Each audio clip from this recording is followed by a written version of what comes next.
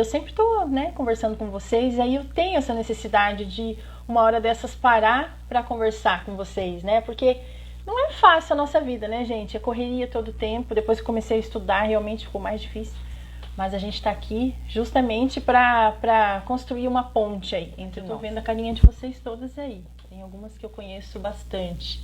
Tamires, seja bem-vinda. Já vai começar, porque eu não quero tomar assim um tempo de vocês. Até quero que vocês falem. Thalita, beijo.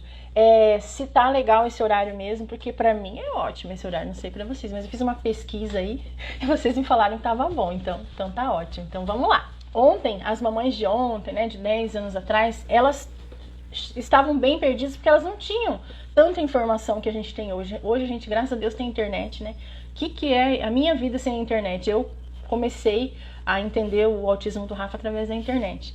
Mas hoje a gente tem um excesso. Se antes as mães não tinham informações nenhuma, hoje a gente tem um excesso. Então a gente se perde também, não é verdade? Tem um turbilhão aí de informações, a gente fica perdido. O objetivo dessas lives que eu vou fazer toda quinta-feira aqui é justamente esse. Eu escolhi esse nome que é Estimular Sem Pirar, que eu falo disso faz tempo já, né? Por quê? A gente precisa fazer alguma coisa pelo nosso filho, mas a gente não precisa também entrar em parafuso, porque vamos combinar que já é tudo muito difícil, né? Na nossa maternidade, eu sei que tem avós também, às vezes tem cuidadoras que me seguem, tem professoras, tem terapeutas que me seguem também, então eu falo para todo mundo.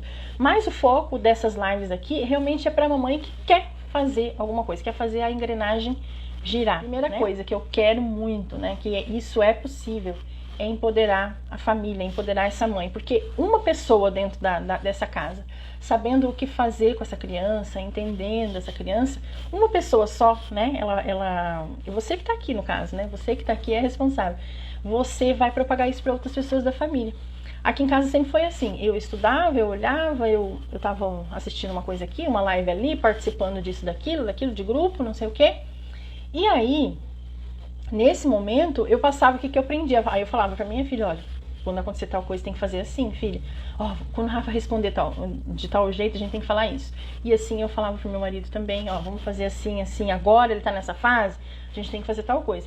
Vai sair, vai na casa da vovó, já avisa antes, ó, se ele fizer isso, aí a gente faz isso, tá bom? Nós precisamos aprender a observar.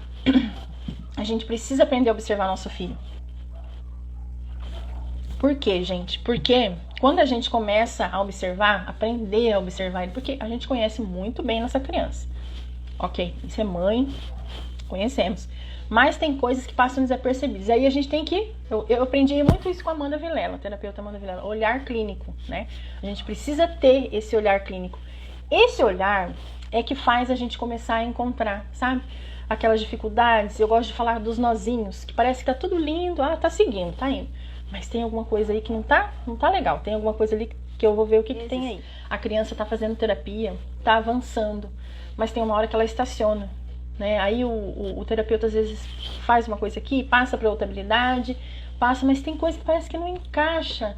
Boa noite, mamães que estão entrando. Boa noite, Cris, Josi.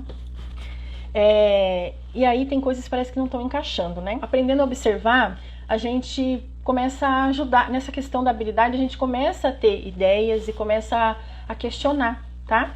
E aí você fala assim, poxa, eu acho que foi pulado alguma etapa. E realmente, você pode ver que se tá ali estagnado, tem algum nozinho, é porque tem etapa que foi pulada, tá? Mesmo a criança fazendo terapia e tudo, acontece, gente, acontece. Tem ferramentas aí, eu até falei já pra vocês, se vocês forem lá no canal, tem uma playlist que chama GPS da Mãe Atípica.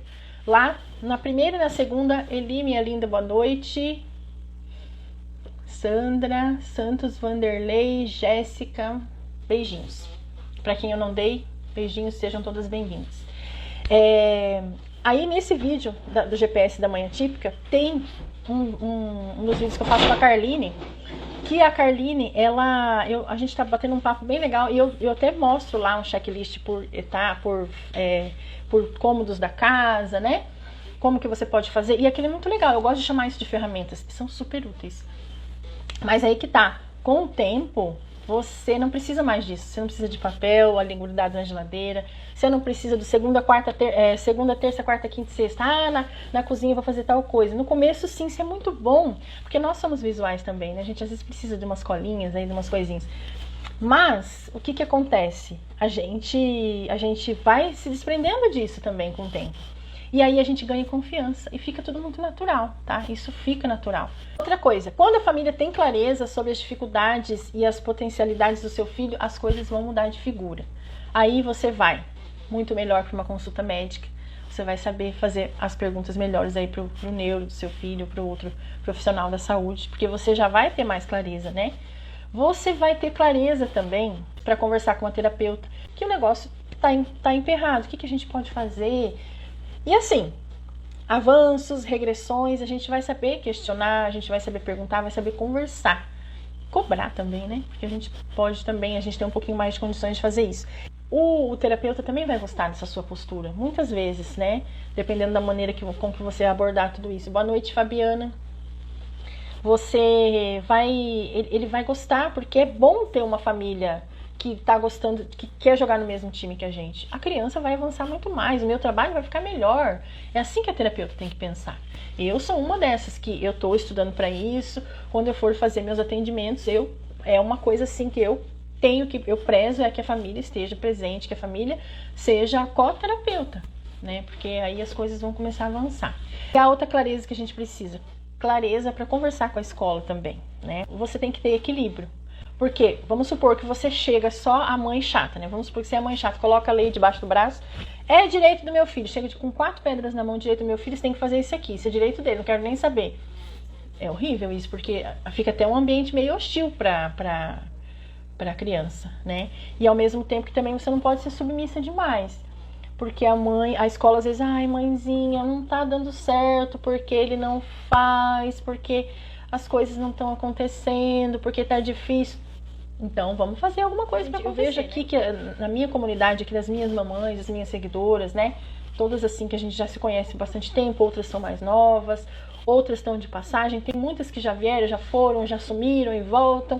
E assim vai. Mas sempre tem mãe nova chegando, gente. É impressionante. Todo dia tem mãe que chega no direct e conversa. Meu filho recebeu o diagnóstico. São muitas. E todas vocês, mas vocês têm realidades diferentes. Algumas trabalham, outras não. Outras a criança fica com a vovó, outras a criança fica com o cuidador. Tem crianças que fazem muitas terapias, tem criança que faz pouca terapia, tem mãe que está sem diagnóstico ainda, né? Se vocês criarem essa consciência e começarem a fazer pequenas modificações no início, não é muita coisa, gente, não é muita coisa, é poucas coisas. Pequenas modificações, ter clareza, entender bem a criança de vocês vão colher frutos disso. Você pode ter certeza, a criança tem ganho. Onde que eu tirei tudo isso, gente? Da onde que eu tirei? Da minha história aqui, né, com o Rafa. Porque eu faço conteúdo aqui no Instagram desde 2017, mas eu já sou uma mãe desde 2013, uma mãe de uma criança autista. Se bem que eu fui receber o diagnóstico, eu fui descobrir o autismo mesmo com 2 anos e meio. Mas eu já sou mãe de uma menina, uma moça que já vai fazer 20 anos, que ela é típica, neurotípica, né? Então eu, mesmo assim, passou desapercebido muita coisa do autismo. Rafa bem diferente, 10 anos de diferença. Toda essa minha vontade de fazer e tudo que eu faço. Boa noite, Ana. Boa noite, Adriana, linda.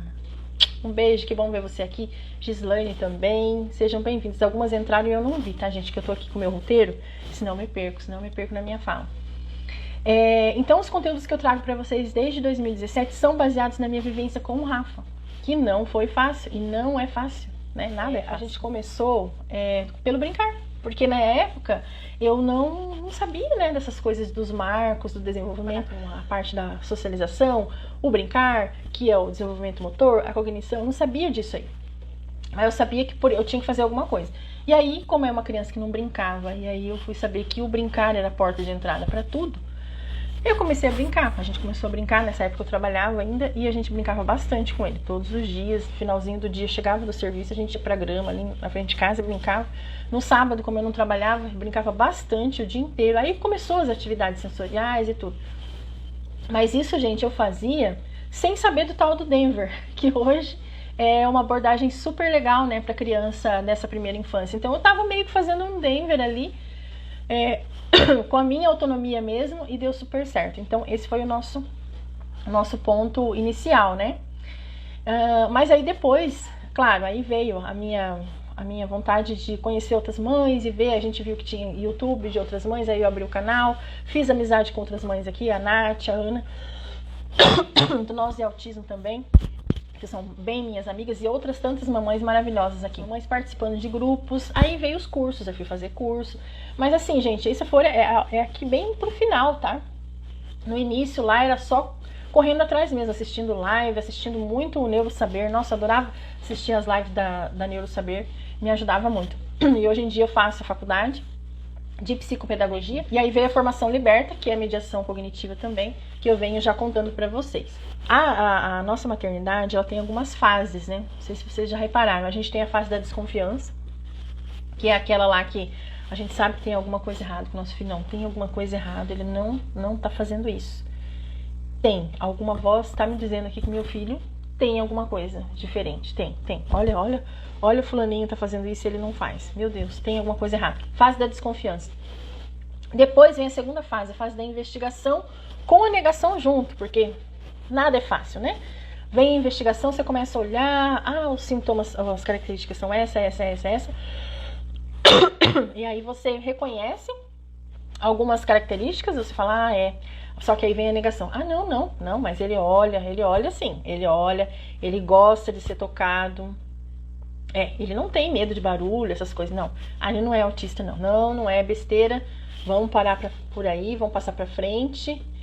Mamães lindas estão chegando, nem acenei pra vocês. Boa noite, Mariceia. Oi, Mariceia. E aí essa fase da investigação, todas nós passamos em negação junto, né? Que a gente não fica muito feliz. Não tem como a gente não fica feliz. Não tem nem como, né, ficar feliz. A gente fica super, o mundo cai, né, na nossa cabeça. Mas o mundo cai, na verdade, quando vem o diagnóstico. Passa a fase da negação e você fala, não, realmente, deixa eu ir lá ver, porque tem coisa errada. Aí você passa pro diagnóstico. Aí todo mundo sabe, cada uma tem a sua história, né, do diagnóstico. Eu tenho a minha, vocês têm as de vocês. Não é fácil, a gente realmente cria aquele luto, né? Meu Deus, o que vai ser da minha vida agora? Né? E aí o neuro fechou e é isso, mamãe, é isso aí. Seu mundo cai, você começa a pensar no futuro, né? O que vai ser do futuro, meu Deus? O que eu fiz de errado? Deus, por que Deus está fazendo isso comigo, com a minha família? Será que eu comi alguma coisa na gravidez que fez mal pro meu filho? Aí vem a fase da culpa, né? Que você se sente sempre culpada. Mas, gente, tudo isso aí passa e às vezes volta, porque tem dias que a gente não tá muito bem, né, que acontece algumas coisas aí na nossa vida, e a gente, principalmente com o nosso filho, dias difíceis, né, porque nem tudo é arco-íris, e nesses dias a gente ainda se pergunta por quê, né, por que meu filho veio assim pra mim? E aí a gente tem que abraçar a missão, né, eu sempre falo que a missão que a gente veio eles vieram pra ensinar a gente, não é a gente que tá aqui pra ensinar eles, sempre falo isso, mas é duro, tem dias que a gente chora de novo e parece que vem tudo de novo, né? Comigo acontece também. Depois disso tudo, a gente tem a quinta fase. Essa fase, tem muita mãe que tá passando por isso agora. A mãe fala, não, ok, eu vou à luta, eu vou lutar pelo meu filho, eu vou fazer alguma coisa. É a fase que você fica movendo céus e terra.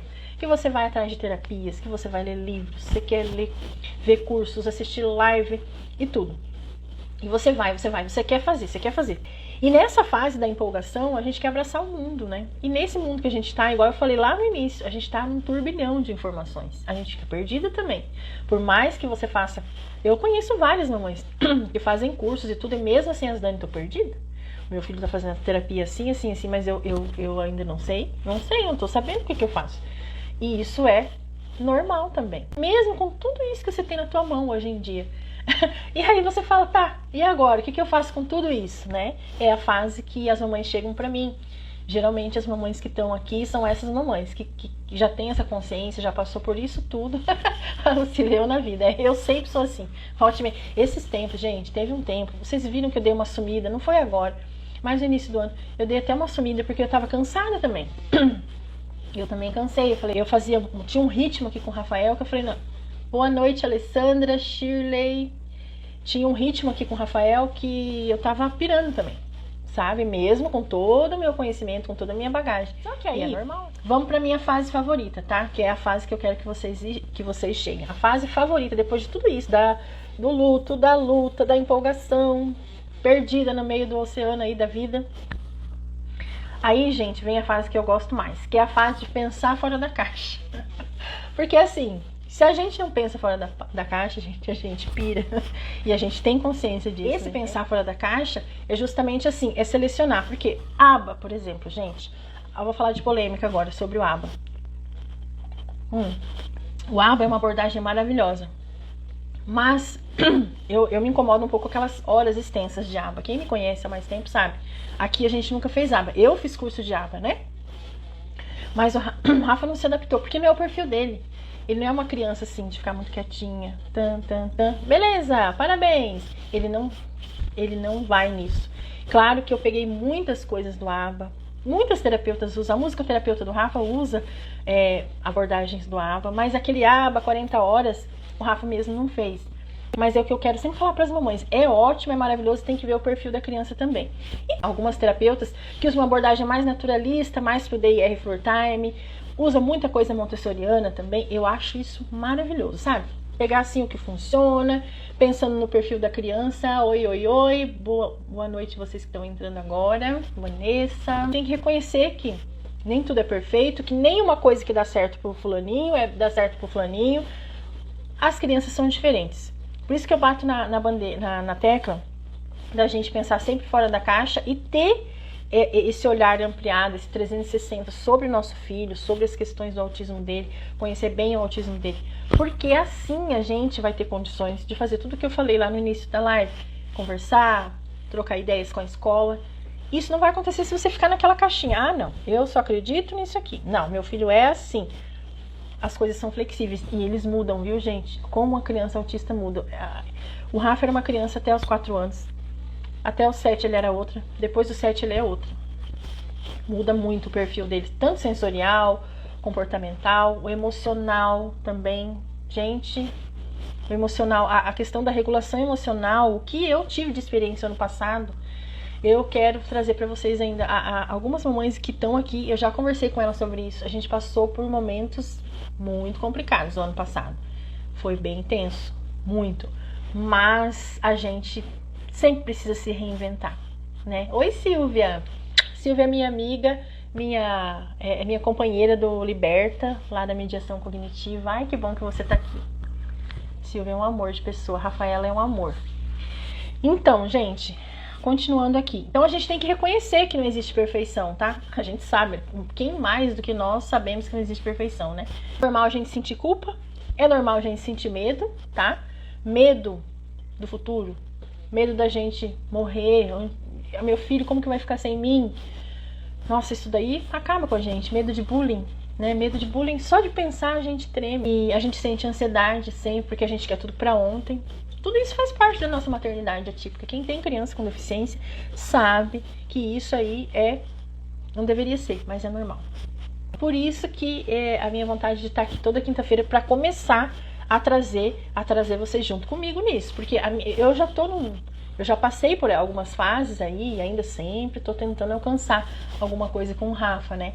Mas a gente tem nossas lutas. Igual a Simone tá dizendo ali, emocional tá difícil. Aqui é desafiador, não como o ano passado. Eu costumo dizer que esse ano eu tô no paraíso em relação ao ano passado, né? Mas, olha, gente, crises. Eu sempre ouvia falar disso, né? De crise no autismo. Mas eu sabia, e o Rafa passou por birras, mas crises. Eu fui conhecer crise no autismo ano passado também, e aí a gente vê, meu Deus, como que a gente precisa estar preparada, né? E aí hoje eu tenho um manual, assim, de bordo, eu e meu marido, a gente aprendeu a ler o Rafael, e é isso que a gente precisa. E a gente só faz isso se a gente tem esse olhar pelo nosso filho. Mas vocês também vão chegar lá, vocês vão chegar lá, tenho certeza. E qual que é o ponto de partida? É isso que vamos falar agora, porque a gente está aqui justamente para estimular, para aprender a estimular sem pirar, né? O que eu quero trazer para vocês é esse guia. Daqui para frente é vocês traçarem o objetivo dentro da possibilidade que vocês têm aí na casa de vocês. O que eu posso fazer para ajudar meu filho? Bom, eu trabalho fora. Não, Dani, eu tenho tempo. Não, meu filho fica com a avó. A gente vai dar um jeito. A gente tem que dar um jeito de fazer mesmo em pequenos momentos, mas dá tudo certo. Então, o que é o ponto de partida, gente? É entender minimamente do desenvolvimento infantil. Minimamente. Não precisa muita coisa, mas a família atípica, ela precisa. Isso daí não é frescura. A gente não pode tampar o sol com a peneira. Porque por mais que o nosso filho tenha lá as terapias e tudo, ele já passou por avaliações, tem coisa que passa desapercebido. Nem tudo os terapeutas vão falar pra gente. Nem tudo. E aí tem condições da gente fazer sim. Eles avaliam, eles falam com a gente tudo, mas com a técnica deles. E o que eu quero pra vocês é que vocês consigam entender aonde que o seu filho tá. Sabe aonde tá o nozinho que não tá funcionando? Mas assim, sem essa técnica do terapeuta, sem essas avaliações todas, esses programas de habilidade, eu quero, na verdade, que vocês tenham capacidade de falar, essa semana eu vou trabalhar isso aqui com ele, porque não tá legal isso aqui. Aí você vai chegar na porta lá da terapia e falar, eu fiz isso e eu acho que deu certo. O que você pode me falar sobre isso? Sabe? É mais ou menos assim, isso é só o ponto de partida. Depois tudo vai acontecendo. E aí, gente, eu fiz um guia de 580 habilidades. É gratuito, eu vou passar esse arquivo para vocês, tá? Algumas mamães que já estão comigo há mais tempo, que eu já converso no direct, já converso com elas, eu já passei esse arquivo para elas, tá? Das 580 habilidades. E é baseado no protocolo de avaliação Portage. Ele é maravilhoso e super fácil. Se vocês tiverem dúvidas, essa semana eu vou estar conversando com vocês sobre isso também. Ou a gente pode pegar o guia e falar só dele na semana que vem, né? Na próxima live, mas eu já falei pra elas, tem que imprimir esse arquivo, tá? Isso é necessário, porque eu quero que vocês vão lá desde 1 ano de idade, porque lá vocês vão avaliar, ó, que eu até fiz uma colinha aqui, ó, a área da socialização, a área da linguagem da criança, a área da cognição, o desenvolvimento motor e também os autocuidados. Então, lá tá lá de 1 a 6 anos, tá, gente? Aí você fala assim, não, mas meu filho... Meu mal, Dani, eu não consigo me organizar, mas vai conseguir.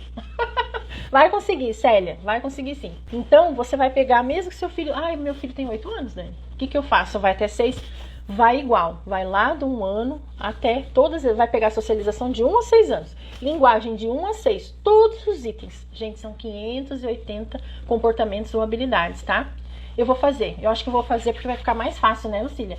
Vou fazer assim. A próxima a gente vai falar só sobre o guia. Eu quero vocês... o guia impresso já, para vocês já irem fazendo as anotações de vocês, semana que vem então, tá? E mesmo com 7 anos, com 8 anos, gente, o Rafa tem 9, tem coisas que criança de 5 anos que tá lá no Marcos do desenvolvimento, ele não faz, tá? Tem coisas que ele não faz, principalmente habilidades motoras finas. E aí, o que a gente vai fazer? Vai nisso aí, vai trabalhar nisso aí. Então é isso que eu quero. Tem algumas mamães que já tem. Quem que chegou hoje aqui e não tá sabendo, vocês vão lá no meu direct depois que terminar a live. E vai lá na mensagem lá. Em qualquer stories meu, você pode marcar lá que vai cair pra mim, tá? Ou vai na mensagem e coloca lá pra mim. Dani, eu quero o arquivo. Dani, eu quero participar, eu quero estar junto com você. Mas o meu intuito é que vocês voltem e que a gente siga em frente junto, sabe? Fazer um negócio assim bem legal mesmo, vocês sempre comigo, porque eu quero passar isso aí pra vocês. E se eu passar isso aí por conteúdo, vai ficar legal, vai funcionar. Eu até vou pensar em salvar essas lives, dar uma editada, colocar algumas no canal, mas eu vou valorizar quem estiver aqui comigo na quinta-feira. Assim como eu tô tirando meu tempo aqui, vocês também têm o tempo de vocês pra gente estar juntas, né, nessa caminhada, porque faz parte. Iniciar essa caminhada juntas, porque não é fácil, gente, não é, mas a gente... Uma segura a mão da outra e vamos, né? Marcando, sim, ele faz isso, não, ele não faz. Não, só marca o que não faz, pra ficar mais fácil. E aí o resto que não tá pintado, você esquece, porque já fez, já tem. E a gente sempre trabalha com uma frase aqui, com uma palavrinha muito importante. O meu filho ainda não faz, o meu filho ainda não fala.